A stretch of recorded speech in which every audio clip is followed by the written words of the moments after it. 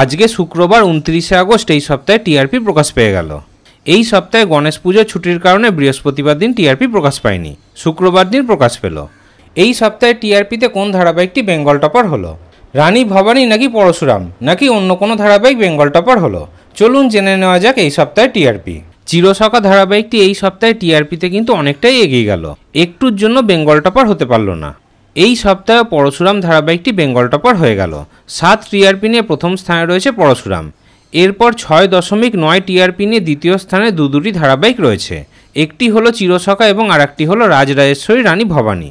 তাহলে চিরসখা ধারাবাহিকটি কিন্তু টিআরপিতে অনেকটাই এগিয়ে গেছে। ওদিকে তৃতীয় স্থানেও দুটি ধারাবাহিক রয়েছে, জগদ্ধাত্রী এবং পরিণীতা। দুটি ধারাবাহিকের টিআরপি হলো 6.6। এরপর চতুর্থ স্থানে জায়গা করে নিয়েছে ফুলকি ধারাবাহিকটি। ফুলকি ধারাবাহিকের এই সপ্তাহে টিআরপি হলো 6.4। সেরা 5-এর পঞ্চম স্থানে জায়গা করে নিয়েছে রাঙামতি তীরন্দাজ ধারাবাহিকটি। রাঙামতি তীরন্দাজ ধারাবাহিকের এই সপ্তাহে টিআরপি হলো 6.1। এরপর ষষ্ঠ স্থানে জায়গা করে নিয়েছে চিরদিনই তুমি যে আমার ধারাবাহিকটি। চিরদিনই তুমি যে আমার ধারাবাহিকের এই সপ্তাহে টিআরপি হলো 6। ওদিকে নতুন ধারাবাহিক লক্ষ্মী ঝাঁপির টিআরপি হলো 3.8।